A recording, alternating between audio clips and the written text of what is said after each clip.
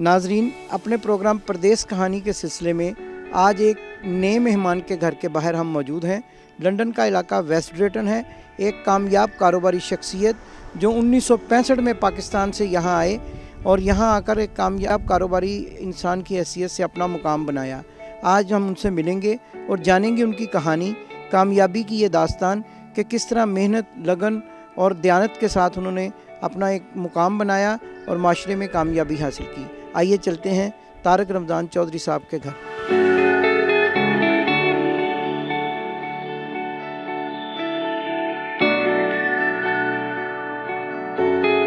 तारक रमज़ान चौधरी साहब, मैं आपको आज अपने प्रोग्राम परदेस कहानी में खुश आमदीद कहता हूँ। तकबीर टीवी का ये सिलसिला हमने शुरू कर रखा है। यहाँ पर जो परदेसी हैं उन्होंने देश से दूर आकर जैसे अपने देश का नाम रोशन किया, उस सिलसिले में ये एक प्रोग्राम है। तो आपका बहुत शुक्रिया, आप हमारे प्रोग्राम में आज यहाँ मौजूद हैं और आज हम आपसे आपकी कहानी, कामयाबी की दास्तान सुनेंगे और अपने नाज़रीन तक पहुँचाएँगे। मैं ये आपसे जानना चाहूँगा, बरतानिया में आप तशरीफ़ लाए तो कहाँ से आपने अपनी ज़िंदगी का आगाज़ किया और कैसे आज एक कामयाब इंसान की जो मंजिल है उस पर आप खड़े हैं, और आप हमारे नाज़रीन को बताएं कि इसके पीछे क्या राज है। थैंक यू वेरी मच इमदाद साहब, आपने ये मौका दिया देश प्रोग्राम में आने का, और मुझ जैसी नाचीज़ चीज़ को आपने मौका दिया कि मैं अपने बारे में आपको बता सकूं कि कहाँ से मैं शुरू हुआ हूँ और आज कहाँ पे पहुँचा हूँ।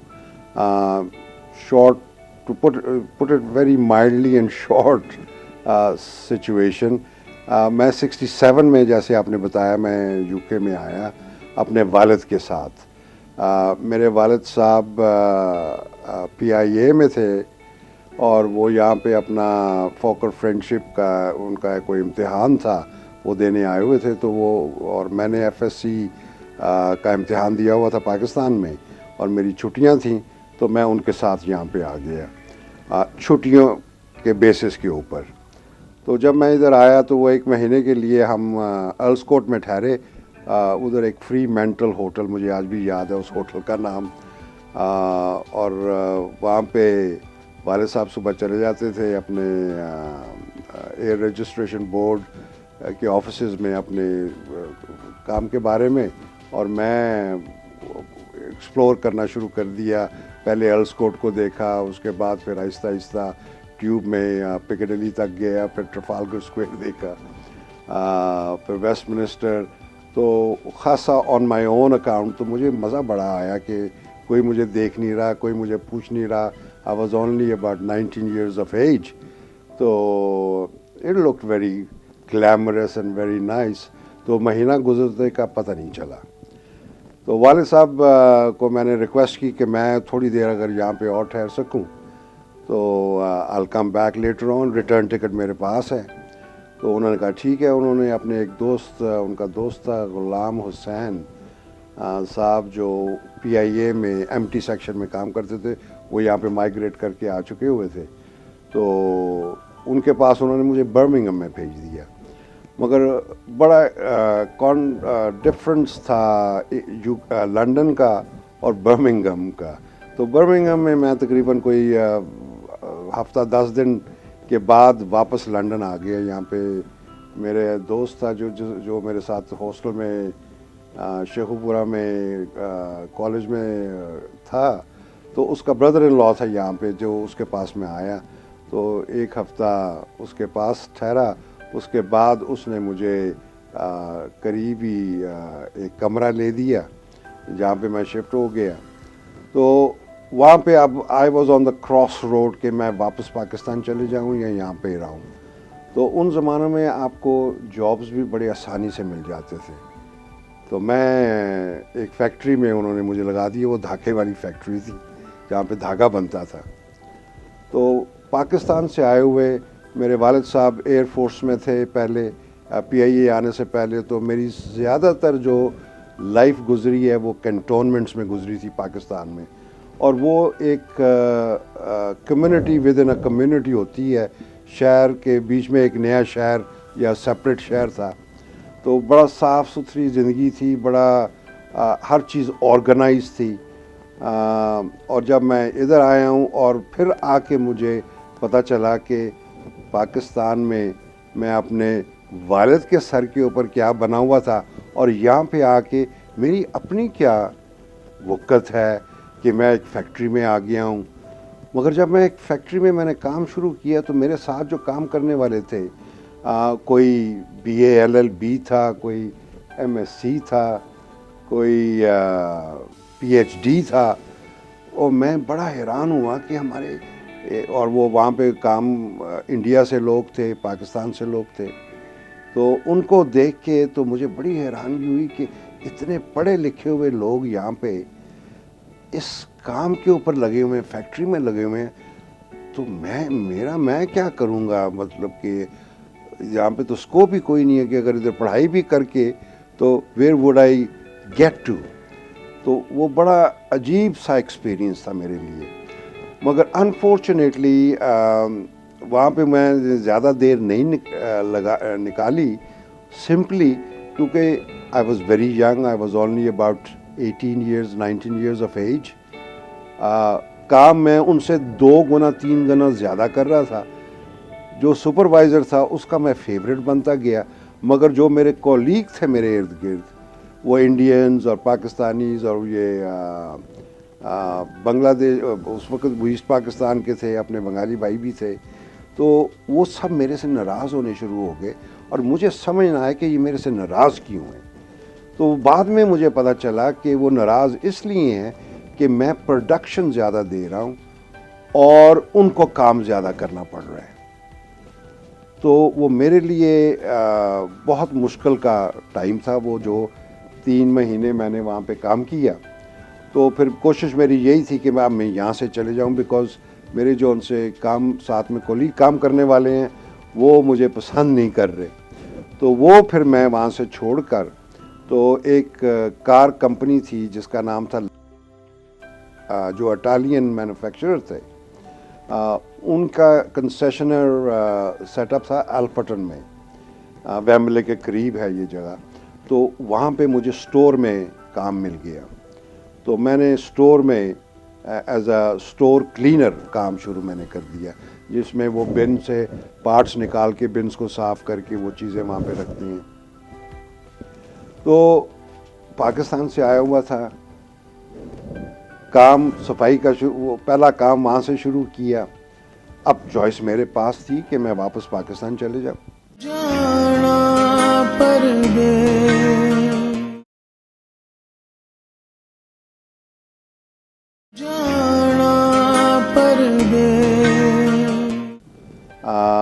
اور پھر جا کے اپنے والد کے اوپر ڈرین بن جاؤں, یا میں اپنے آپ کو یہاں پہ سارٹ آؤٹ کروں.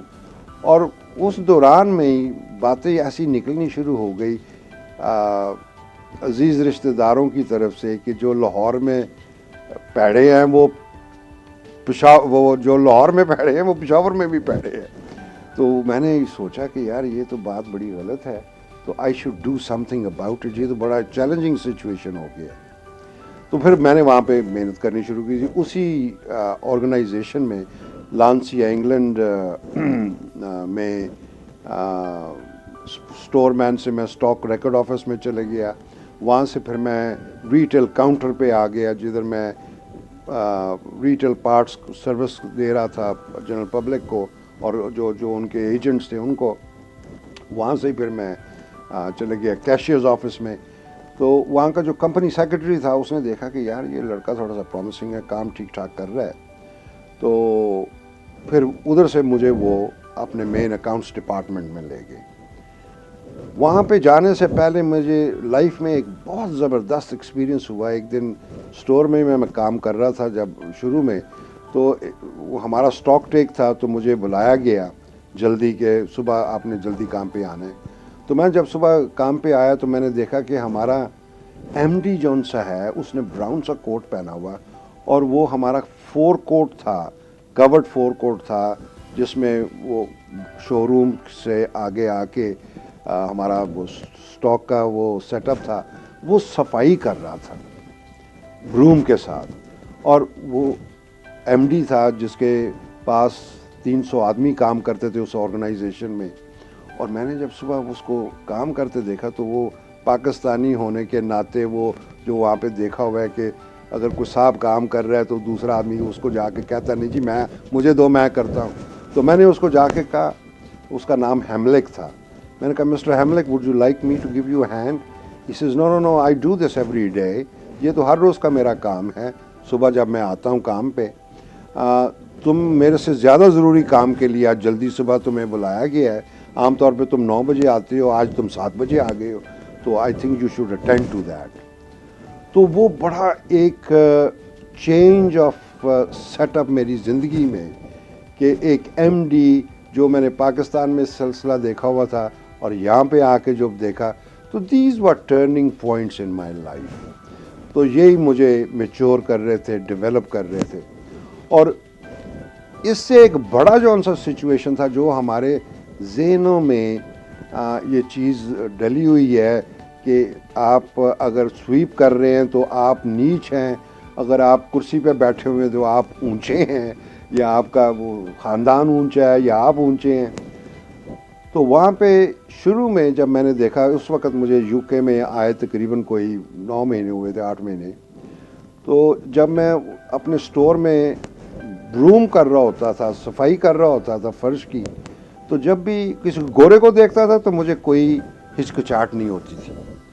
جیسے ہی میں کسی دیسی کو دیکھتا تھا, چاہے وہ انڈیا کا ہے یا ساؤتھ ایسٹ ایشیا کا ہے یا پاکستان کا ہے, تو اسی وقت میں وہ اپنا بروم پھینک کے اور بڑا اپنا ہاتھ پیچھے کر کے اور سیٹی مار کے آگے پیچھے چلنا شروع کرتا تھا, وہ بتانے کے لیے کہ میں یہ کام نہیں کر رہا ہوں اس کو مجھے دیکھنے سے پہلے. تو ہمارے بیچ میں یہ کوئی ایسی غلط چیز ہماری سیٹ اپ ہمارے میں ڈیولپ ہو گیا جدھر ہمیں ڈگنیٹی آف لیبر کا احساس نہیں ہے. وہ ڈگنیٹی آف لیبر کا احساس یہاں پہ آ کے ڈیولپ ہوا, ادھر آ کے ہم نے دیکھا. تو اس کمپنی میں نے تقریباً کوئی سال ایک کام کیا. اس دوران ایک امریکن کمپنی تھی یہاں پہ, مائڈز ایگزاسٹ سینٹرز کی, اور انہوں نے مجھے آفر کر دیا اپنے اکاؤنٹس ڈپارٹمنٹ میں. تو یہاں سے میں پھر چھوڑ کر تو اس کمپنی میں چلے گیا. ان کا ہیڈ آفس تھا ٹرفالگر اسکوائر میں. تو میں ایلبرٹن میں رہتا تھا, تو یہاں سے وہ پیدل جانا ایلنگ روڈ پہ, وہاں سے 83 بس لینی, 83 بس لے کے ویمبلے پارک اترنا, ویمبلے پارک سے پھر اپنی ٹرین لینی, اور وہ ادھر بیکرلو لائن اس وقت ہوا کرتی تھی, اب تو بہت لائنیں آ گئی ہیں. تو وہ ٹرفالگر اسکوائر اتر کے تو وہ گرینڈ بلڈنگ میں ہمارا ایک فلور کا ایک حصہ تھا جو ہمارے ہیڈ آفس تھا مائڈس کا. مائڈس جون سی تھی یہ کاروں کا ایگزاسٹ اور شاک ابزاربرز اور بریکس کی ریپلیسمنٹ اسپیشلسٹ تھے. تو وہاں پہ پھر میں نے کام شروع کر دیا. تو ادھر تقریباً میں نے کوئی 9-10 سال وہاں پہ کام کیا. وہاں پہ بھی میں بڑی ایک فائلنگ کلارک کی بیسس کے اوپر انڈکٹ ہوا تھا. اینڈ فائنلی جب میں نے ان کو چھوڑا ہے, میں ان کا چیف اکاؤنٹنٹ سے آپریشنز مینیجر بن گیا, اور ایم ڈی میں نہیں بنا وہاں پہ. تو وہ کیونکہ مجھے آئیڈیا ہو گیا کہ اب میں اس سٹیج پہ پہنچ گیا ہوں کہ یہاں سے میری آگے پروموشن نہیں ہوگی, یہاں پہ میں پجن ہول ہو جاؤں گا. تو اس دوران میں نے پھر اپنا KFC کا بزنس شروع کیا ہوا تھا. تو I had something to fall back on. مگر میں ان کے پاس کام کرتا رہا مائڈس کے بیچ میں. ایونچولی جب میں مائڈس سے نکلا ہوں تو ان کا میں پہلا فرینچائزی بن گیا تھا, اور ان کی یونٹ تھی اس وقت ان کے پاس کوئی 26-27 یونٹس تھیں, گیریجز تھے جو لنڈن میں بھی تھے اور پروونسز میں بھی تھے. تو میں نے پہلا جون سا یونٹ لیا, وہ جس کو انہوں نے فرینچائز کیا, وہ بو روڈ ایسٹ لنڈن میں کیا تھا. تو وہ تقریباً میں نے کوئی 2 سال وہ چلایا. رہتا میں ویسٹ لنڈن میں تھا, کام ایسٹ لنڈن میں تھا. تو وہاں پہ آنا جانا میرے لیے تقریباً 2.5 گھنٹے مجھے لگ جاتے ہوتے تھے, 3 گھنٹے ان دنوں میں جب کہ روڈ ورکس بہت ہو رہا تھا. تو یہ ساری جون سی چیزیں ٹائم کے ساتھ بعد میں نے سوچا کہ یہ غلطی ہو گئی کہ مجھے وہ بیچنا نہیں چاہیے تھا. وہ میں بیچ کے تو KFC's کے بیچ میں آن اے فل ٹائم بیسس آ گیا. جب KFC ہم نے شروع کی تھی تو اس وقت KFC میں اتنا پروفٹ نہیں تھا کہ میں اپنے گھر کی مورگیج دے سکتا اور کچن کا خرچہ چلا سکتا، تو اس لیے مجھے اپنا وہ کام جاری رکھنا پڑا.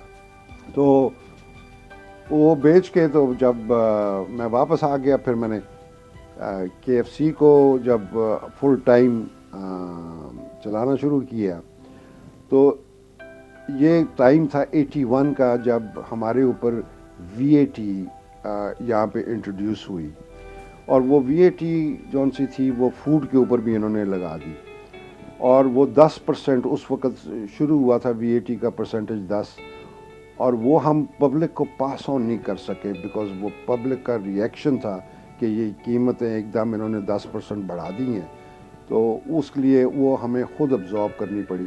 تو پہلے 2 سال ہمارے اوپر بڑا ٹف ٹائم رہا، اور اس کو سارٹ آؤٹ کرنے کے بیچ میں پھر KFC کوئی اتنا زیادہ اس وقت اسٹرانگ برانڈ نہیں تھا، تو آہستہ آہستہ انہوں نے ریپوزیشن کیا. ریپوزیشن کا مطلب یہ ہوا کہ یہ اور چیزیں مینیو میں لے کے آئے. پہلے ہم صرف چکن آن دا بون کرتے تھے، صرف جو بون کے اوپر چکن، صرف چکن ہی ہوتا تھا، فرائیڈ چکن. پھر اس کے بعد برگرز آ گئے، جس کے بیچ میں وہ چکن فلیٹس، بون لیس چکن کا استعمال بھی آنا شروع ہو گیا. تو اس کے ساتھ ہماری سیل میں خاصا فرق پڑ گیا، اور میں نے تقریباً 4 یونٹس جو ان سے ہیں KFC کے 6 یونٹس تھے، 2 میں نے ایک بند کر دیا تھا، وہ بالکل پروفٹ میں نہیں جا رہا تھا، اور ایک بیچ دیا تھا. اور اس کے بعد یہ KFC چلتا رہا. یہ KFC کے بزنس کے دوران پھر میں نے ڈیسائیڈ کیا کہ اب میں واپس پاکستان، کیونکہ میرے والد، بھائی اور بہنیں سب پاکستان میں تھے، تو میں نے ڈیسائیڈ کیا کہ I should go back and join the family now. تو والد صاحب سے میں نے ذکر کیا، تو انہوں نے کہا ٹھیک ہے، اگر تم آنا چاہتے ہو تو یہ تمہاری مرضی ہے. تو میں نے کہا جی میں وہاں پہ اب آ کے میں یہ فاسٹ فوڈ کا کام سیکھا ہے، تو وہاں پہ میں آ کے یہی کام کرنا چاہوں گا، تو مجھے اگر آپ ہیلپ کر سکیں، بیسٹ پلیس ہوگی ہمارے لیے ایئرپورٹ کے اوپر، اگر ہم وہاں پہ یہ کھول سکیں. تو میں نے پہلا یونٹ وہاں پہ 83 میں اسلام آباد انٹرنیشنل ایئرپورٹ کے اوپر کانکورس ہال میں کھولا تھا، جس کا نام تھا مشل فوڈ، اور وہ ایگزٹ کے کونے کے اوپر تھا وہ سیٹ اپ. ہم نے پہلے تو کار پارک میں فری اسٹینڈنگ یونٹ بنایا تھا، مگر وہ انہوں نے کہا کہ نہیں، پیچھے مسجد کا ہے، اس کا ویو رکتا ہے، تو وہ وہاں پہ نہیں آپ کنٹینیو کر سکتے، ہم آپ کو اندر جگہ دے دیتے ہیں. تو وہ پھر کانکورس ہال میں انہوں نے جگہ دی، وہاں پہ میں نے وہ یونٹ ڈیولپ کیا. وہ یونٹ جون سا تھا وہ فرائیڈ چکن بیسس کے اوپر ہم نے ڈیولپ کیا، مگر وہاں پہ میں فرائیڈ چکن کو چلا نہیں سکا، کیونکہ وہاں پہ وولٹائل بائنگ بہت، اس کی پرائسز بہت وولٹائل تھی، بہت ایکسٹریمز تھیں، کہ آج اگر آپ کو چکن جون سا ہے وہ 700 روپے من مل رہا ہے، تو 2 دنوں کے بعد، 3 دنوں کے بعد وہی چکن جون سا ہے آپ کو 900 روپے پہ، 1200 روپے پہ. تو آپ کی بائنگ میں بہت فرق تھا، تو ریٹیل آپ اس کو کنزیومر کو پاس آن نہیں کر سکتے تھے. تو اس بیسس کے اوپر پھر ہم نے اس کو تھوڑا سا مینیو کو شفٹ کر کے تو اس کو کیفیٹیریا سٹائل بنا دیا، تاکہ ہم نے ڈے پارٹ سیل میں صبح بریک فاسٹ اس میں انٹروڈیوس کیا، پھر اس کے بیچ میں لنچ کیا، پھر ڈنر رکھا. انفیکٹ وہ 24 آورز وہ یونٹ چلتا تھا، اور وہاں پہ تقریباً کوئی 40-45 لوگ ہم نے 3 شفٹوں میں امپلائمنٹ دی ہوئی تھی ایئرپورٹ کے اوپر. اس کا سسٹم جو میں نے ڈیولپ کیا، کیونکہ یہاں سے میری ٹریننگ ہوئی تھی، تو ہمارے جو ان سے وہ سٹاف کوارٹرز تھے، وہ 7 سرونٹ کوارٹرز ہوتے ہیں، تو وہ 4 تھے، جن میں سے 2 میں نے پریپ روم بنا دیا، کہ سارا جو بھی چیز وہاں پہ بکتی تھی وہ مینیجر جو وہاں پہ رکھا ہوا تھا وہ آرڈر کر دیتا تھا کہ یہ چیزیں ہماری ختم ہو گئی ہیں، اور وہ چیزیں پھر وہاں سے اسٹاک روم سے ہر روز وہاں پہ ڈلیور ہوتی تھی. تو وہ ایک سسٹم ہم نے اسٹیبلش کر دیا تھا، جس سے پلفریج بھی نہیں ہوتی تھی، چوری بھی نہیں ہوتی تھی، اور ہمارا اسٹاک خاصا ٹائٹ تھا, ہمارا پیسہ زیادہ اسٹاک میں انوالو نہیں رہتا تھا, اور وہ ماشاءاللہ بہت زبردست وہ بزنس چلا وہاں پہ. بٹ انفارچونیٹلی میں وہاں پہ زیادہ دیر رہ نہیں سکا, بیکاز وہاں پہ اتھارٹیز نے میرا جینا حرام کر دیا. وہ کوئی کبھی ایکسائز والے آ جاتے تھے, کبھی انکم ٹیکس والے آ جاتے تھے, کبھی ہیلتھ ڈپارٹمنٹ والے آ جاتے تھے, کبھی اولڈ ایج والے آ جاتے تھے, جن کا مطلب کہ کبھی سنا بھی نہیں تھا پہلے. تو وہ سب دیکھتے ہوئے, اور کیونکہ میں یہ قسم کھا کے گیا تھا کہ وہاں پہ جاؤں گا, میں بزنس کروں گا, کلین بزنس کروں گا, پورے ٹیکسز دوں گا, رشوت نہیں دوں گا.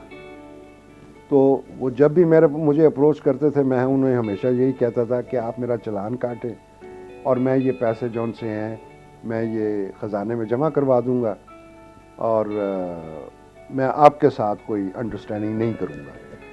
اور وہ اس طریقے کے ساتھ میرے ساتھ وہ سلسلے چلاتے رہے.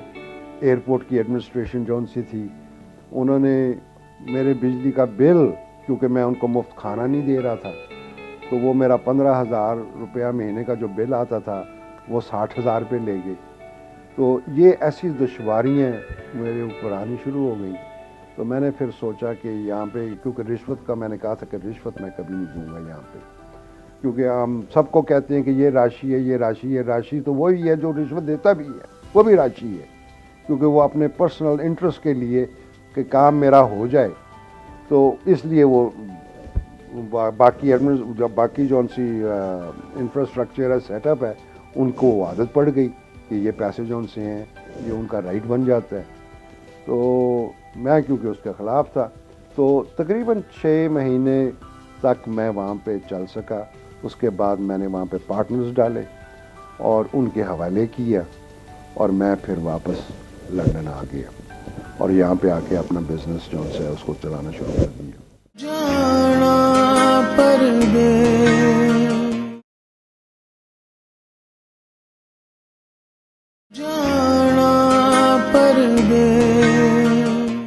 طارق صاحب, آپ ہمارے ناظرین کو اپنی فیملی کے بارے میں کچھ بتانا پسند کریں گے کہ آپ کی شادی کیسے ہوئی؟ کیا یہ ارینج میرج تھی, لو میرج تھی, کتنے بچے ہیں آپ کے؟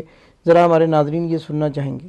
رائٹ, شادی کا جو سا میرا سلسلہ تھا, میں جب یہاں سپٹمبر 67 میں آیا, اور اس کے بعد تقریباً 2-3 سال کے بعد, 4 سال کے بعد, کیونکہ میرے والد صاحب ایئر فورس سے ریٹائر ہو چکے تھے. He was chief technical officer Pakistan air force, rank in کا اسکواڈرن لیڈر تھا. سرگودا بیس انہوں نے ڈیولپ کیا تھا. He was the first officer commanding Sargodha base engineering. اور اس کے بعد وہاں سے وہ ریٹائر ہو کے PIA میں آ گئے, تو ان کے لیے آنا جانا بڑا ایزی تھا. تو میں یہاں پر جب آیا تھا, وہ سال میں 2 دفعہ چکر لگاتے تھے, میرے والد بھی اور میری والدہ بھی, صرف مجھے دیکھنے کے لیے کہ یہ کر کے آ رہا ہے. تو ایونچولی ان کو یہ خبر ملی کہ یہ تو باہر بھی جا رہا ہے, جو اس کی کمپنی ٹھیک نہیں ہے, تو ان کو تھوڑا سا وہ ڈر سا پڑ گیا. تو انہوں نے رشتوں کی بات کر دی. تو میری وائف اس وقت اپنی بہن کو وزٹ کرنے گئی ہوئی تھی امریکہ, تو وہ میری والدہ اور والد آئے, اور 73 میں انہوں نے یہ ڈیسائیڈ کیا. تو اس کے بعد میرے سے انہوں نے ذکر کیا, اس کے اگلے سال وہ آئے 74 میں, اپریل میں, فیبرری میں. تو دے ٹک می ٹو امریکہ, اور وہاں پہ میری شادی کر دی انہوں نے. تو وہ شادی کر کے my wife and we both came back to London.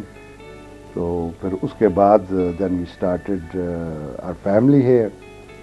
تو ایڈجسٹمنٹ تھوڑی سی, کیونکہ میری وائف کو زیادہ دیر نہیں ہوئی تھی امریکہ گئے, تو for her it was a very different experience کہ پاکستان سے امریکہ سے پھر UK. تو اللہ نے کیا, God gave us lovely 5 kids, اور she has been tremendous support and help. کیونکہ میں صبح نوکری کرتا تھا, شام کے وقت میں بزنس کو ٹائم دیتا تھا, تو میں کوئی اتنا زیادہ ٹائم دے نہیں سکا اپنی فیملی کو ایٹ دی آؤٹ سیٹ. اور وہ کمپلینس بھی ہوتی تھیں کہ یہ ہمیں ٹائم نہیں دیتا, یہ ہمیں یہ نہیں کرتا. تو تو وہ چکر اس کا یہ تھا کہ اگر میں ٹائم دے دیتا تو میں پھر وہ صرف ایز اے کلارک کا کام کرنے کا 9 to 5 میں رہتا, 5 دن کم کرتا, باقی ان کو ٹائم دیتا. تو اس کے بعد ان کی جو ورلڈلی ریکوائرمنٹس تھی وہ میں پوری نہ کر سکتا. تو I think on balance it worked out well. بعد سے میں ادھر پیری ویل میں رہتا تھا جب ہماری شادی ہوئی ہے. اس کے بعد پھر then we move to Northwood جہاں پہ میرے بچے بڑے ہوئے, تو ہم تقریباً وہاں پہ 18 سال رہے ہیں نارتھ ووڈ میں. نارتھ ووڈ سے پھر ہم چلے گئے امریکہ, مائیگریٹ واپس کر کے, کیونکہ بچوں کا بڑا شوق تھا, میری بیوی کا بڑا شوق تھا امریکہ جانے کا. تو میں کوئی اتنا خاص انٹرسٹڈ نہیں تھا کیونکہ I was pretty well settled over here. پر میں نے کہا اب ان کا بہت شوق ہے ان کو, تو ٹھیک ہے, لیٹس گیو اٹ اے گو. تو وہاں پہ گئے, میں نے اپنا مکان بیچ دیا, وہ پیسے اکٹھے کیے. امریکہ جا کے جو ہم نے بزنس کیا وہ ایک چھوٹا سا ٹاؤن تھا بلو فیلڈ, جہاں پہ زیادہ تر میڈیکل فیسلٹیز تھیں. تو وہاں پہ پارٹنر تھا ایک میرا میڈیکل ڈاکٹر, اور ایک آرکیٹیکٹ تھا جو پاکستان میں جس نے میرا مشہور ریسٹورنٹ بنایا تھا وہ خود تھا. تو ہم 3 لوگ تھے. تو وہاں پہ تقریباً میرا پرسنلی کوئی $1.5 ملین انویسٹمنٹ تھی, کیونکہ ہم نے اپنی جگہ خریدی تھی, خود اس کو بنایا تھا, پھر اس کو ڈیولپ کیا. بٹ انفارچونیٹلی کیونکہ چھوٹے ٹاؤن میں چلے گئے تھے, ہمیں مار بڑی پڑی وہاں پہ.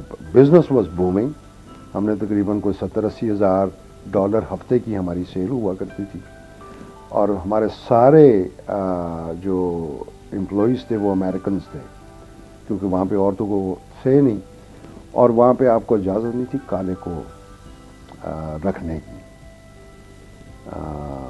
Which was very amazing for me, کیونکہ میں جب UK سے گیا ہوں تو یہاں پہ تو وہ ایسی بات نہیں تھی. تو وہاں پہ میں نے دیکھا, وہ میں غلطی سے کالے کو ایک کو رکھ لیا, and then I had to pay through my nose. تو لوگ سب میرے خلاف ہو گئے, اور ان کو یہ بھی پتہ تھا یہ مالک ہے. تو اس کے بعد انہوں نے یہ ریومر پھیلانا شروع کر دی, جو کسٹمر آتے تھے کہ یہاں پہ آپ کو پورک چاپس نہیں مل سکتی. انہوں نے پوچھا کیوں, تو کسٹمر کو وہ سٹاف نے بتانا شروع کر دیے کہ اس کا مالک مسلمان ہے اور وہ نہیں کرتا, اور اس کی بیسس کے اوپر ہمارے وہ بزنس جو سے ہمارا ڈراپ ہونا شروع ہو گئی. تو unfortunately it went to a stage جہاں پہ ہم سسٹین نہیں کر سکے. تو وہ پھر وہ ڈاکٹر صاحب کے اور سعید کے حوالے میں نے بزنس کیا, اور میں پھر then I came back to UK, کیونکہ یہاں پر بھی پرابلمس تھیں, یہاں پہ بھی ایشوز تھے, because when the owner is not on top تو وہ باتیں صحیح نہیں چلتی. تو وہ پھر میں یہاں پہ آگے, بچے میرے وہاں پہ پڑھائی کر رہے تھے. ایک بیٹا میرا پیچھے رہ گیا تھا جو اپنے چچا کے ساتھ بزنس میں کام کر رہا تھا. تو آنے کے بعد پھر کیونکہ وہاں پہ بہت بڑا مجھے نقصان ہو گیا, لاس ہو گیا, جب میں واپس آیا ہوں تو آئی واز آلموسٹ پینی لیس, کیونکہ سارا پیسہ وہاں پہ لگ چکا تھا. تو آ کر یہاں پہ پھر میں نے پھر سے زندگی شروع کی. شکر ہے خدا کا کہ میں نے اپنا بزنس بیچا نہیں تھا, بزنس چل رہا تھا. تو آ کے اس کو بزنس کو سنبھالا. پھر اس کے بعد تھوڑے سے ایشوز ہو گئے, وہ بھائی کے ساتھ ایشوز ہو گئے, کچھ تھوڑے سے ایشوز بیٹے کے ساتھ ہو گئے. اس نے ایکسپینشن اپنا دوسری طرف پیسے ڈالنے شروع کر دیے, تو کیش فلو میں بڑا پرابلم آ گیا. اور ہم پھر ایک چھوٹے سے فلیٹ میں شفٹ کر گئے. وہاں پہ تقریباً کوئی 7-8 سال مجھے وہاں پہ لگے. تو وہ بڑا پینفل میرے لیے پیریڈ تھا. So right from the top you come down, اور پھر وہاں سے آپ نے پھر بلڈ اپ کر کے واپس جانا ہو. تو that was a very painful journey.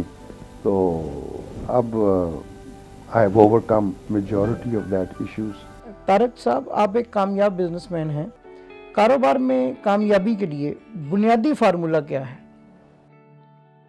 دیکھیں جی, یہ دو سیٹ اپس ہیں.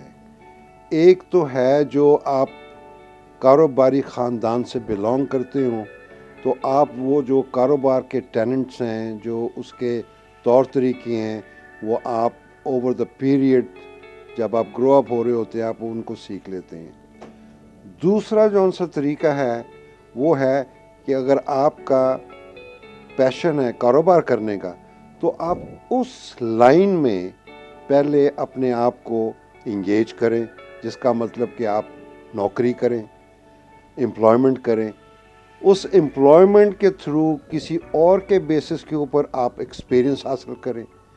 جب آپ وہ ایکسپیرینس حاصل کر لیتے ہیں تو پھر آپ یہ رسک لے سکتے ہیں۔ اس کے بعد آپ جس لائن آف بزنس میں جا رہے ہیں اس کے اوپر تھوڑی سی آپ کی ریسرچ ہونی چاہیے، آپ کو اس کے سپلائرز کا پتہ ہونا چاہیے، اور تیسرا اور فورموسٹ جون سا ہے کہ جو لیجسلیشن ہے، وی اے ٹی ہے، ٹیکسیشن ہے، پی اے وائی ہے، جو آپ امپلائی رکھتے ہیں آپ نے ان کا بھی ٹیکس دینا ہوتا ہے۔ سو یہ ایک بیسک چیزیں ہیں بیفور کہ آپ اپنے آپ کو سکسیزفل بزنس میں کریں، یہ چیزیں آپ کو پہلے آنی چاہیے۔ طارق صاحب، پہلے جو لوگ یہاں آتے تھے وہ آسانی سے اس سوسائٹی میں ایڈجسٹ ہو جاتے تھے، اب مشکلات بڑھ گئی ہیں۔ اب آنے والے لوگوں کو آپ کیا پیغام دیتے ہیں کہ وہ کس طرح اپنے آپ کو اس نئے معاشرے میں پاکستان سے آ کر ایڈجسٹ کر سکتے ہیں؟ دیکھیں جی، پاکستان سے اب آنے کا جون سا بیسز ہے وہ سمپلی UKBA کے اوپر ڈپینڈ کر رہا ہے، آپ کس بیسس کے اوپر اس ملک میں آ سکتے ہیں۔ اگر آپ کو انٹرپرینورل ویزا کے اوپر یا ایز اے اسٹوڈنٹ ویزے کے اوپر، اسٹوڈنٹ کے اوپر جب آپ آتے ہیں تو اب آپ کو کام کرنے کی اجازت وہ لوگ نہیں دے رہے، تو آپ انٹرپرینورل ویزے کے اوپر آئیں گے، اور انٹرپرینورل ویزے کے اوپر وہی شخص آ سکے گا جو وہاں پہ میرا خیال ہے منیمم جون سا ہے 250,000 پاؤنڈ کی انویسٹمنٹ شو کرنی پڑتی ہے۔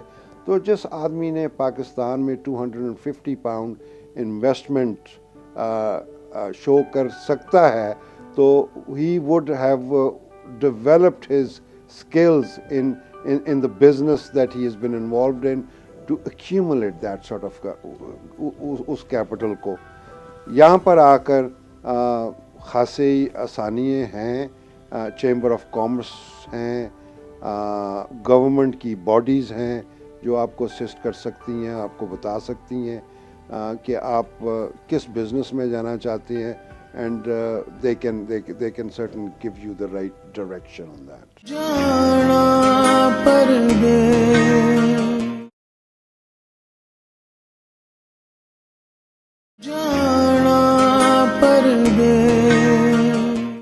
کہتے ہیں کہ کامیاب مرد کے پیچھے ایک کامیاب عورت کا ہاتھ ہوتا ہے، تو آپ کا اس نظریے کے بارے میں کیا خیال؟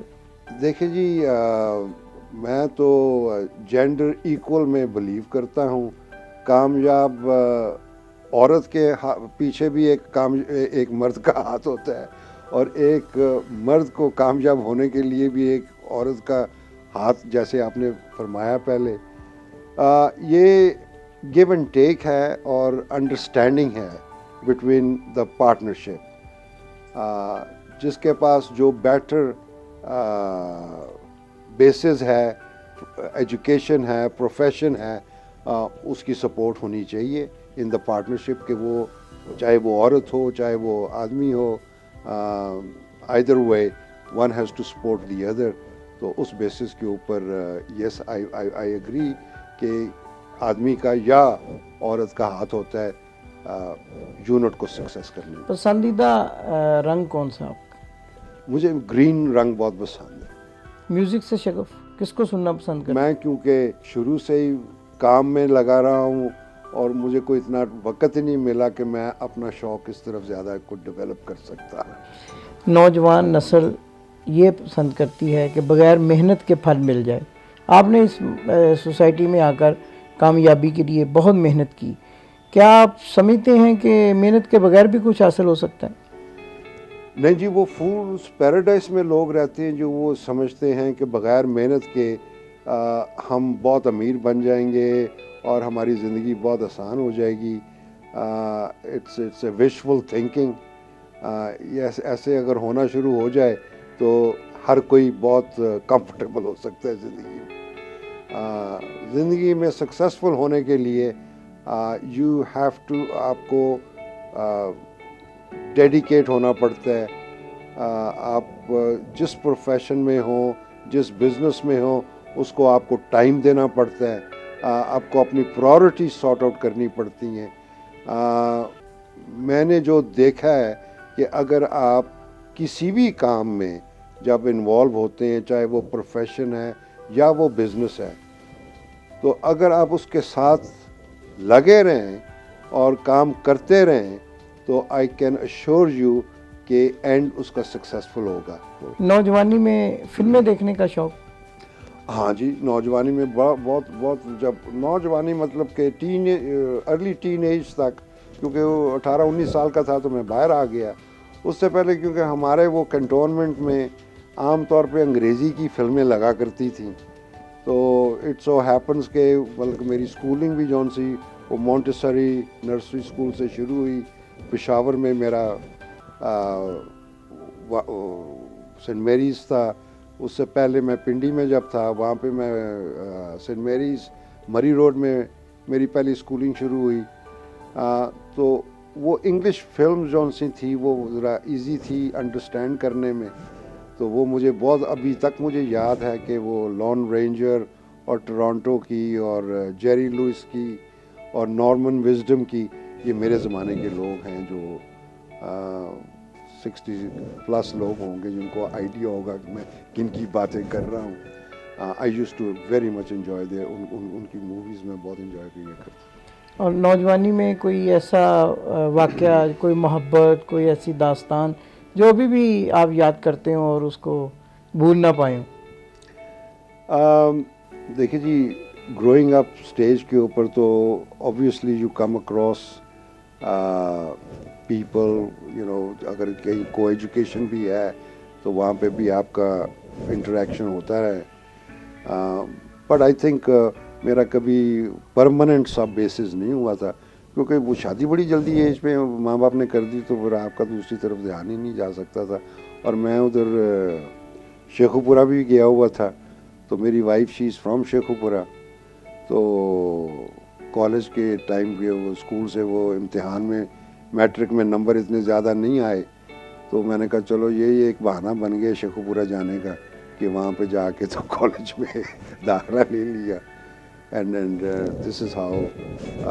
آپ 1967 میں برطانیہ آئے. جی, اس وقت پاکستانیوں پہ آپ نوجوان بھی تھے, یہاں کی جو عورتیں ہیں برطانوی خواتین یہ کچھ ٹرسٹ بھی کرتی تھیں, ان کو اچھا بھی سمجھتی تھیں. کوئی ایسا آپ کے ذہن میں کبھی کوئی ایسا زندگی میں کوئی ایسا موقع آیا کہ آپ نے کبھی سوچا ہو کہ یہاں کی کسی عورت سے شادی کی جائے یا اس سے کوئی چاہت یا کوئی ایسی بات پیدا ہوئی ہو؟ دیکھیں جی, یہاں پہ جب آپ آفیسز میں کام کرتے ہیں, جب میں مائڈز میں کام کرتا تھا تو میرے ساتھ تقریباً کوئی 4-5 لڑکیاں کام کرتی تھیں. اینڈ اوبویسلی آپ کو فیلنگز تو یہ ہوتی تھی کہ yes you know they want to be friends with you and all that sort of a جیز, مگر تھوڑا سا وہ خیال, کیونکہ وہ پتہ تھا کہ ابا جان امی جان نے 4 مہینے کے بعد آ جانا, 3 مہینے کے بعد آ جانا, so you could not really develop that.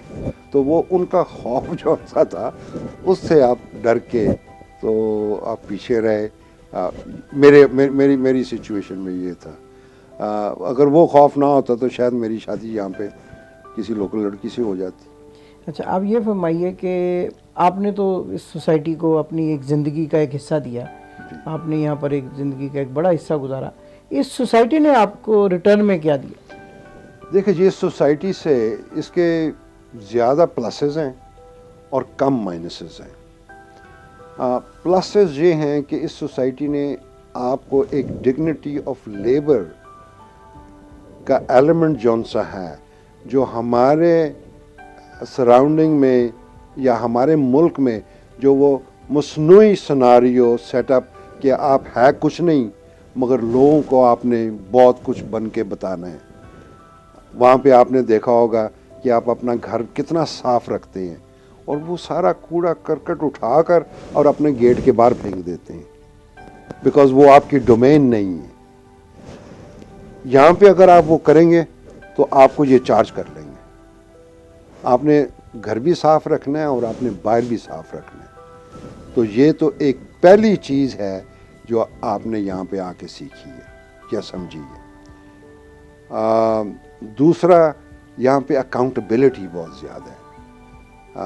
میں نے تقریباً 10 سال نوکری کی ہے, 35 سال بزنس کی ہے. اللہ کا شکر ہے کہ میں آج تک کبھی کورٹ نہیں گیا, کبھی مجھے کوئی فائن ایسا نہیں ہوا. 2 دفعہ کار ڈرائیونگ کے اوپر اسپیڈنگ پہ فائن ہوا ہے مجھے. اس کے علاوہ اللہ کا بڑا کرم ہے, شکر ہے کہ 45 سال زندگی یہاں پہ نکالی ہے اور کورٹ کی طرف نہیں جانا پڑا, پولیس اسٹیشن نہیں جانا پڑا.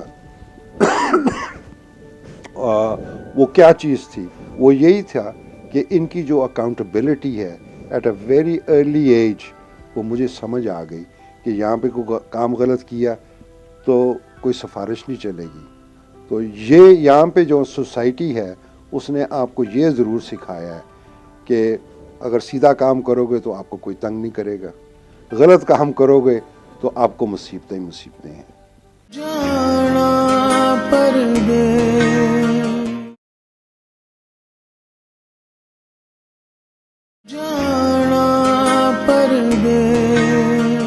مسز نادرہ چودھری, ابھی ہم آپ کے ہسبینڈ طارق چودھری صاحب سے بات چیت کر رہے ہیں.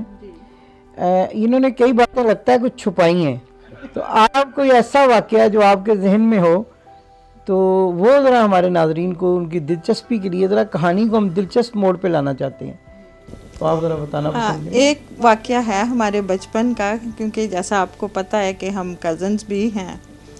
تو میں چھوٹی تھی جب, تو چھٹیوں میں گرمیوں کے ہم گئے ہوئے تھے خالہ کو وزٹ کرنے.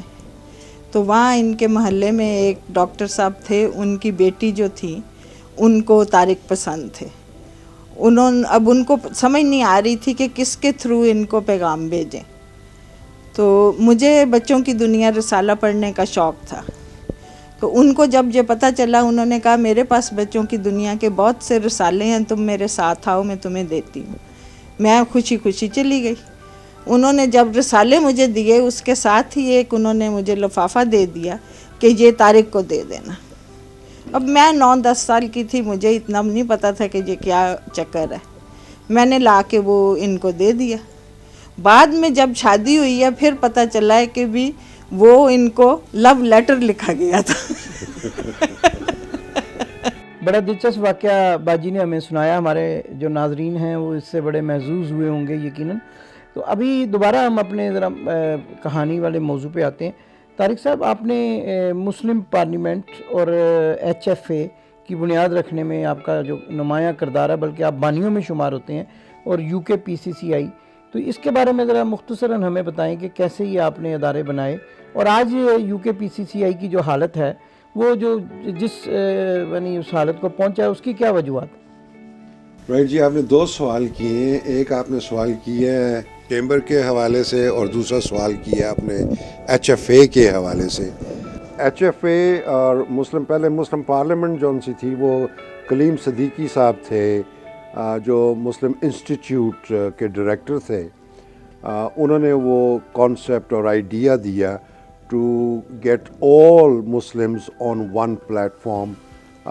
وہ بلیو کرتے تھے کنورجنس میں. کنورجنس کا مطلب ہے ٹو برنگ دیم ٹوگیدر. وہ جو ہماری کمیونٹی ڈائیورٹ ہوئی تھی یا ڈائیورجنس تھی, جس میں کوئی سنی ہے, کوئی شیعہ ہے, کوئی دیوبندی ہے, اینڈ سو فورتھ. تو they wanted to bring it round to one basic tenant, and that was to come to Prophet Muhammad and leave things there. So Prophet Muhammad جون سے تھے وہ اللہ کے پیارے اور اخیر نبی تھے, and he just wanted to leave things there, اور آگے سب ان کی امت ہے. تو اس کے اوپر وہ کام کر رہے تھے. اب اس مسلم پارلیمنٹ کو ڈیولپ کرنے کے لیے اس کے لیے بجٹ چاہیے تھا. اب بجٹ کہاں سے آئے گا؟ وہ فنڈنگ کیسے ریز ہوگی. تو وہ ایک برین چائلڈ جو یہاں پہ تھے ہارون کالا صاحب اور ڈاکٹر غیاث الدین جو ابھی بھی اس میں انوالو ہیں مسلم پارلیمنٹ اور HFA میں, اور کلیم صدیقی صاحب, اور I got involved in that as well. تو وہ سیٹ اپ کیا گیا کہ کیونکہ ہر مسلمان حلال گوشت کھاتا ہے, تو حلال گوشت کے اوپر ہر پاؤنڈ کے اوپر 1 پینی یا 2 پینی لیوی رکھ دی جائے ٹو میک اٹ 100% شیور کہ یہ حلال ہے. کیونکہ عام طور پہ ہوتا کیا تھا کہ ہمارے جو ان سے حلال ٹریڈ میں لوگ تھے وہ ہر جگہ سے گوشت خرید لیتے تھے, اسمتھ فیلڈ مارکیٹ سے جا کر, اور کئی دفعہ گوروں کے